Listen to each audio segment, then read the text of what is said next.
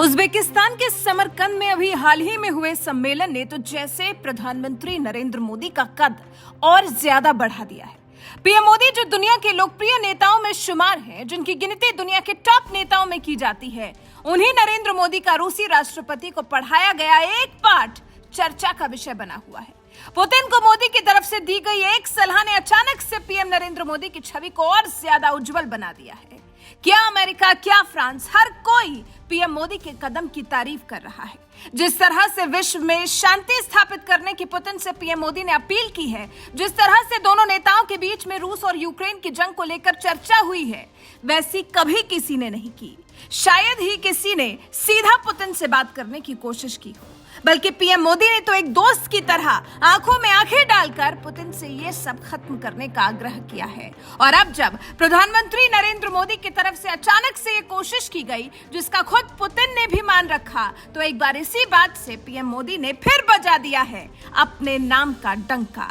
निश्चित है कि इस तरह से प्रधानमंत्री सिर्फ भारत के ही नेता कहलाने वाले राजनीतिज्ञ नहीं रह गए हैं, बल्कि पीएम मोदी अब विश्व के नेता बन गए हैं, जो सिर्फ भारत की भलाई नहीं चाहते, बल्कि विश्व की भलाई चाहते हैं, विश्व में शांति को स्थापित करना चाहते हैं। पीएम मोदी ने एससीओ मीटिंग में पुतिन के साथ हो रही डायरेक्ट बातचीत में कह दिया था कि ये समय युद्ध का नहीं है और सभी मुद्दे का समाधान बातचीत से होना चाहिए। पीएम मोदी के ऐसे बयान का संदेश पूरी दुनिया में काफी सकारात्मक गया है। अपने शांति पाठ से मोदी दुनिया में छा गए, फिर एक बार अपनी सबसे अलग छाप छोड़ने में कामयाब हुए हैं मोदी। इसे पीएम मोदी के बढ़ते वैश्विक रसूख से जोड़ा जा रहा है, साथ ही भारत की बदलती विदेश नीति के तौर पर भी देखा जा रहा है। पूर्व विदेश सचिव कमल सिब्बल पीएम मोदी के बयान को बड़ी ही तैयारी और सोच समझकर तैयार किए गए दस्तावेज की तरह बता रहे हैं। सिब्बल मानते हैं एक गैर पश्चिम ब्लॉक की तरह एससीओ एक बहुपक्षीय व्यवस्था के तौर पर खुद को पेश कर रहा है। एससीओ में हमारी सदस्यता बहुपक्षीय दुनिया में हमारी अपनी प्रतिबद्धता को भी दिखाता है। पीएम मोदी ने समरकंद में बड़ी तैयारी के साथ रूस पर बयान दिया है। उन्होंने बैठक में न तो आतंकवाद, बहुपक्षीय दुनिया और न ही सुरक्षा के मुद्दों का जिक्र किया।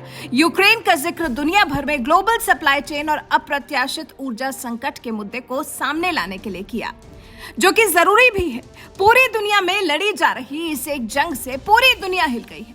हर तरफ अर्थव्यवस्था चोटिल हुई है, महंगाई बढ़ी है, आयात निर्यात में लोगों को परेशानी हो रही है।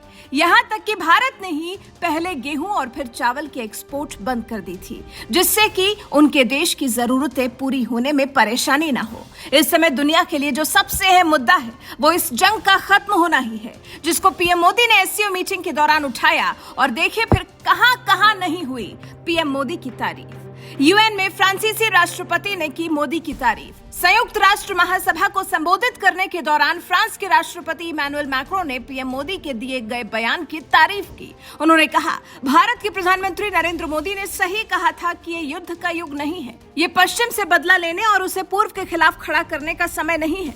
ये वक्त है कि हम सभी संप्रभु राष्ट्र हमारे समक्ष मौजूद चुनौतियों का एकजुट होकर मुकाबला करें। मैक्रों की तरफ से पीएम मोदी के लिए किए गए इस सराहनीय शब्दों के प्रयोग ने दुनिया भर में पीएम मोदी की एक अलग छवि उभारी है। और फिर अमेरिका में भी तो पीएम मोदी के कदम की तारीफ हुई। अमेरिका ने भी पीएम मोदी को सराहा। अमेरिका के राष्ट्रीय सुरक्षा सलाहकार जैक सुल्लिवन ने भारत के प्रधानमंत्री की तारीफ करते हुए रूसी राष्ट्रपति से उन्होंने जो कुछ भी कहा है उसे सराहा है। उन्होंने कहा, पीएम मोदी ने रूसी राष्ट्रपति व्लादिमीर पुतिन को संदेश दिया, वो पूरी तरह से सही है। अमेरिका इस बयान का स्वागत करता है। और अब जब अमेरिका और फ्रांस से पीएम मोदी के इस कदम से संतुष्ट नजर आ रहे हैं, पुतिन से डायरेक्ट यूक्रेन को लेकर बात करने को सही ठहरा रहे हैं, तो मान लीजिए कि अब वैश्विक नेता बन गए हैं मोदी। मोदी अब सिर्फ भारत तक या आसपास के देशों के मुद्दे निपटाने वाले नेता नहीं है, बल्कि वो अब विश्व के नेता हैं, जो विश्व के भले की बात करते हैं, जो विश्व में शांति की बात करते हैं। यही तो उन्होंने समरकंद में हुए सम्मेलन में किया। एससीओ सम्मेलन के दौरान द्विपक्षीय बैठक के दौरान पीएम मोदी ने पुतिन से कहा, भारत और रूस के संबंध मजबूत हुए हैं और दुनिया हमारी दोस्ती से अच्छी तरह परिचित है। हमारी दोस्ती 22 साल से लगातार मजबूत हो रही है। आज का युग युद्ध का नहीं है, हमें बातचीत से मुद्दों को सुलझाना चाहिए। जिस पर पुतिन ने भी इस दिशा में विचार करने का आश्वासन दिया। पुतिन ने भी पीएम मोदी की बात को काफी अच्छे से सुना, उनकी बात का मान रखा। आपको याद हो तो भारत अब तक यूक्रेन युद्ध पर तटस्थ रुख अपनाए हुए था। संयुक्त संयुक्त राष्ट्र में कई अहम प्रस्ताव पर भारत अनुपस्थित रहा था। हालांकि भारत ने कुछ दिन पहले संयुक्त राष्ट्र में रूस के खिलाफ मतदान किया था। संयुक्त राष्ट्र की 15 सदस्यीय सुरक्षा परिषद ने यूक्रेन के राष्ट्रपति जेलेंस्की को वीडियो टेलीकॉन्फ्रेंस के जरिए बैठक को संबोधित करने के लिए आमंत्रित किया था। इस मामले में पहली बार भारत ने रूस के खिलाफ वोट किया था। हालांकि इस पर रूस की तरफ से कोई नाराजगी भरी प्रतिक्रिया नहीं दर्ज की गई थी। यकीनन इस बार भी पीएम मोदी ने एक दोस्त के नाते जिस तरह से रूस को सलाह दी है, रूस को उससे भी कोई परेशानी नहीं हुई होगी। लेकिन पीएम मोदी ने जरूर विश्व के हित की बात करके एक बार फिर विश्व को अपनी तरफ आकर्षित जरूर कर दिया। वैसे पीएम मोदी की विश्व भर में हो रही इस तारीफ को लेकर आप क्या कुछ कहना चाहेंगे? जिस तरह से दुनिया के बड़े बड़े देश पीएम मोदी के कदम को सही ठहरा रहे हैं, उसको लेकर आपके मन में क्या विचार हैं? आप अपने देश के प्रधानमंत्री नरेंद्र मोदी के इस कदम के बाद उनको लेकर क्या सोचते हैं? अपने विचार हमें कमेंट कर जरूर बताएं। एक्सेलेंसी, फिर से एक बार एक्सेलेंसी आपसे मिलने का मौका मिला है और बहुत सारे विषयों को बातचीत करने का अवसर भी मिला है। गत वर्ष दिसंबर में जब आप आए थे तब कई विषयों पर हमारी चर्चा हुई थी और उसके बाद भी जैसा आपने कहा कि अनेक बार हमारी टेलीफोन पर भी चर्चा हुई है और उसमें भारत और रशिया के बायलैटरल संबंध की भी बातें हुई है और दुनिया की जो समस्याएं हैं उसके संबंध में भी काफी विस्तार से हमारी बातचीत हुई है। आज फिर एक बार हम मिल रहे हैं और आज भी दुनिया के सामने जो सबसे बड़ी चिंता है और खास करके डेवलपिंग कंट्रीज को फूड सिक्योरिटी के, फ्यूल सिक्योरिटी की, फर्टिलाइजर की, ऐसी जो समस्याएं हैं, हमें जरूर उनको रास्ते निकालने होंगे और आपने भी उसमें पहल करनी होगी। उन विषयों पर भी आज चर्चा करने का मौका मिलेगा। एक्सेलेंसी, मैं आपका और यूक्रेन दोनों का इस बात के लिए आभार व्यक्त करना भी चाहूंगा क्योंकि जब शुरू के दिनों में इस संकट के काल में हमारे हजारों स्टूडेंट्स यूक्रेन में फंसे हुए थे, आपकी और यूक्रेन की मदद से हमारे स्टूडेंट को हम सुरक्षित रूप से बाहर निकाल पाए, उनके घर तक हम पहुंचा पाए और इसके लिए मैं आप दोनों देशों का आभारी हूं। एक्सेलेंसी, मैं जानता हूं कि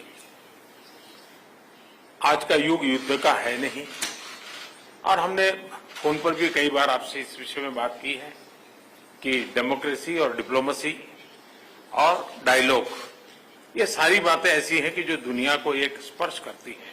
आने वाले दिनों में शांति के रास्ते पर हम कैसे बढ़ सके, उसके विषय में जरूर आज हमें चर्चा करने का मौका मिलेगा।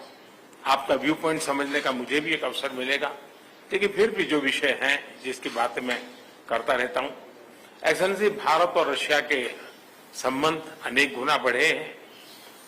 हम इन संबंधों को इसलिए भी महत्व देते हैं कि हम एक ऐसे मित्र रहे हैं जो पिछले कई दशकों से हर पल एक दूसरे के साथ रहे हैं और पूरी दुनिया भी जानती है कि भारत के साथ रशिया का नाता कैसा रहा है और रशिया के साथ भारत का नाता कैसा रहा है। और इसलिए दुनिया के मन में भी ये बात है कि एक अटूट मित्रता है। और व्यक्तिगत रूप से मैं कहूं कि एक प्रकार से हम दोनों की यात्रा समान शुरू हुई। मैं सबसे पहले आपको 2001 में मिला जब आप हेड ऑफ द गवर्नमेंट के रूप में जाए जाओ, मैं head of the state government के रूप में काम शुरू किया। आज 22 साल हो गए। हम लगातार, हमारी दोस्ती बढ़ती चली जा रही है। लगातार हम दोनों देश मिलकर के इस रीजन की भलाई के लिए, लोगों की भलाई के लिए काम कर रहे हैं। आज एससीओ समिट में भी आपने भारत के लिए जो कुछ भी भावनाएं व्यक्त की है, मैं इसके लिए आपका बहुत आभारी हूं।